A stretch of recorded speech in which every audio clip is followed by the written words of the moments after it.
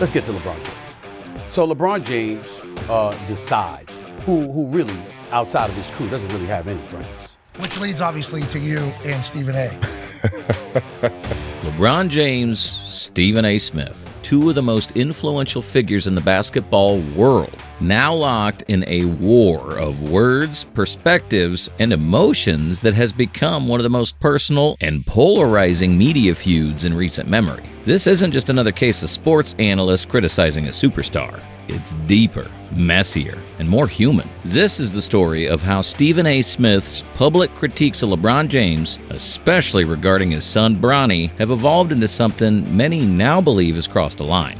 To understand the current rift, we have to go back. For over a decade, Stephen A. Smith and Skip Bayless, through ESPN's First Take and Fox's Undisputed, have dissected every move LeBron has made. From the decision in 2010 to the finals losses to not taking the last shot, Stephen A. has made a career out of passionately picking apart LeBron's legacy. Sometimes fair, sometimes deeply personal. It's important to note, Smith has given LeBron his flowers, too. He's praised his greatness, acknowledged his basketball IQ, and applauded his social activism. But that praise is often overshadowed by the intensity of his criticisms. And it all came to a head recently over LeBron's son, Bronny James. Bronny James declared for the NBA draft after one underwhelming season at USC, a season that followed a traumatic cardiac episode. The young man almost lost his life, fought to recover, and returned to play again. That alone should have been a celebrated comeback. But Stephen A. Smith took a different route. On his podcast, he expressed concern, not just about Bronny's game, but what he perceived as LeBron's over-involvement in the narrative. He pleaded with LeBron, "As a father, I'm begging you, stop this. You're making a mockery of yourself and your son." Those words hit differently. For many, Smith wasn't just offering critique, he was making it personal, suggesting that LeBron was more focused on controlling the media and spotlight than supporting his son behind the scenes.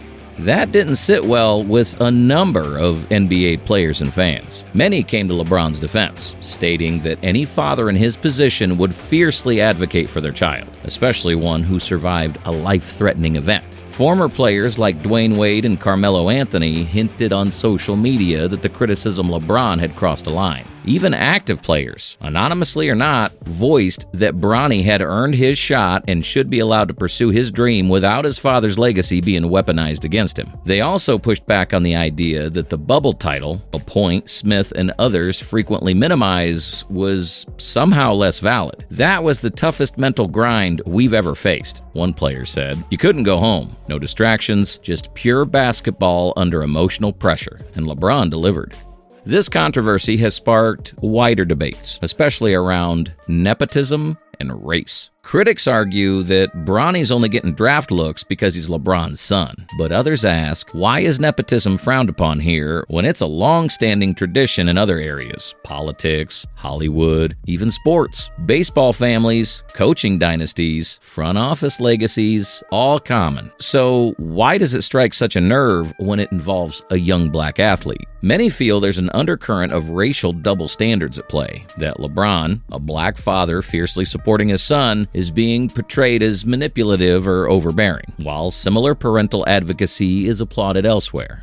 Smith's recent podcast comments weren't his only pointed attacks. Over the years, he's taken numerous shots that felt more like digs than analysis. He's questioned LeBron's killer instinct, mocked his finals record, and routinely pushed the Michael Jordan comparison to discredit James' place in history. But lately, his tone has changed, from commentary to confrontation. He even joked, possibly half seriously, that if LeBron had approached him the wrong way, he'd have to put hands on him. He laughed about wanting the Lakers to make the finals just to watch the Cavaliers beat them in Game 7. "That would bring me joy," he said. That's not critique. That's emotional warfare.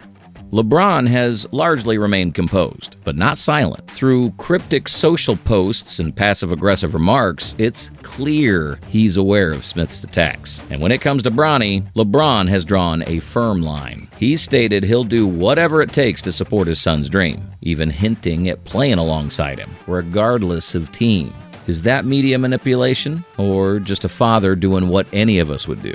Public opinion is divided. Some believe LeBron's using his influence unfairly. Others say he's doing what any father with power would and should do. Some admire Smith for keeping it real. Others believe he's become consumed by the persona he's built, using his platform for personal vendettas. YouTuber and analyst JJ Redick recently said, "You can have a take, but when it gets personal like that, it loses credibility. That's not journalism, that's beef." Social media has exploded with memes, debates, and passionate takes on both sides. Some fans call Stephen A. obsessed. Others believe LeBron is playing puppet master. At the heart of this controversy are two black men at the peak of their respective fields. One, a generational athlete, the other, a media titan. And somehow, their paths have become locked in opposition. This isn't just about sports anymore. It's about media influence, fatherhood, race, power, legacy, and how public narratives are shaped in real time. Whether you think Stephen A. is holding LeBron accountable or exploiting him for views, one thing's for sure. This feud is no longer about basketball stats or MVP debates. It's personal. So, where do we go from here? Is reconciliation possible, or has this rivalry become too bitter to undo? One thing's clear. Every comment, every move, every game from here on will be under a brighter, hotter spotlight than ever. This is no longer just LeBron James versus Stephen A. Smith. This is legacy versus narrative. Fatherhood versus media. And we're all watching it unfold in real time.